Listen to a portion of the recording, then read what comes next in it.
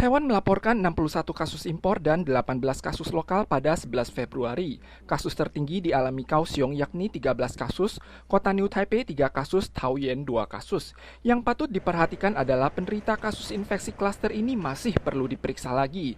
Namun mereka malah mengunjungi sanak saudaranya pada saat Imlek. Pabrik Career Technology cabang Sulin telah mengalami penularan klaster. Salah satu penderita tinggal di Taoyuan. Selain menjaring penderita dan anggota keluarga serumah, Pemkot Taoyuan telah melakukan inspeksi dan memverifikasi tidak ada pertukaran antara PMA pabrik cabang Guanyin dan Sulin.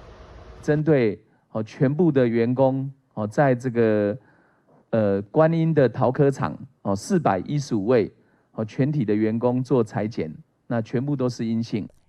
Pemeriksaan karyawan pabrik semuanya menunjukkan hasil negatif. Demikian juga dengan ke-37 PMA yang baru menjalani tes rapid sebelum Imlek.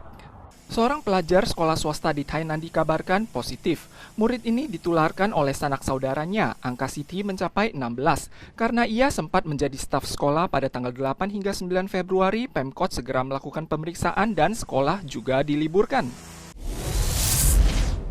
Sejumlah negara Eropa dan Amerika melonggarkan peraturan pandemi. Tanggal 9, New York mengumumkan pencabutan aturan pemakaian masker di area umum dalam ruangan. Gubernur New York menyampaikan peraturan ini tidak akan dilanjutkan seiring berkurangnya kasus dalam jumlah besar.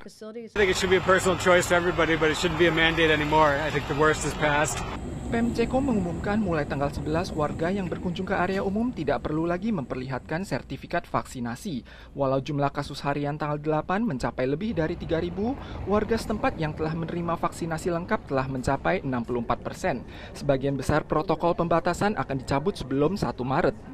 Swedia telah mencabut sebagian besar peraturan per tanggal 9 sehingga warga dapat beraktivitas seperti sedia kala. Inggris berencana membatalkan peraturan karantina mandiri bagi penderita per 24 Maret. Namun tanggal 9, PM Inggris mengemukakan bila tingkat infeksi terus stabil, Inggris akan membatalkan peraturan terakhir ini pada akhir Februari.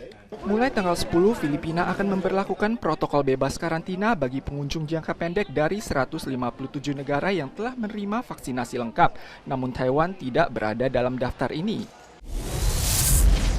Harga aluminium internasional melonjak akhir-akhir ini. Harga impor tahun lalu meningkat pesat, ditambah lagi dengan bentrokan geopolitik antara Ukraina dan Rusia, mengakibatkan harga aluminium pada transaksi di London tanggal 8 mencapai 3.236 dolar Amerika per ton, tertinggi dalam 14 tahun. Industri yang paling mengalami imbas terbesar adalah sektor dekorasi interior, rata-rata naik 30%.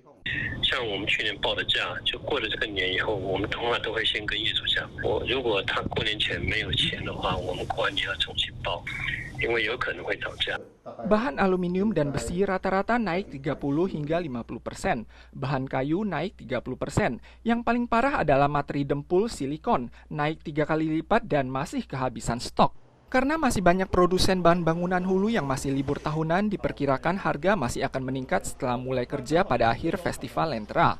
Selama kendala macet di area pelabuhan tak terbenahkan, harga impor materi bangunan dikhawatirkan akan terus melambung. Dermaga Yuejin di Tainan menghiasi seluruh area dermaga dengan seni instalasi pencahayaan yang indah untuk menyambut Festival Cahaya yang memasuki usia ke-10 tahun ini. Karya yang dipamerkan juga mencapai jumlah terbesar dalam sejarah. Sejak peresmian termasuk periode liburan Imlek, jumlah pengunjung telah mencapai rekor 180.000 orang. Pertunjukan utama Festival Lentera di Tainan lainnya adalah Festival Mercon di Yanshui yang tetap diadakan sehubungan dengan meredanya pandemi. Namun seiring pembatalan arak-arakan oleh Kementerian Dalam Negeri, penyalaan mercon tahun ini dipindahkan lokasinya dan arus pengunjung juga akan dikontrol.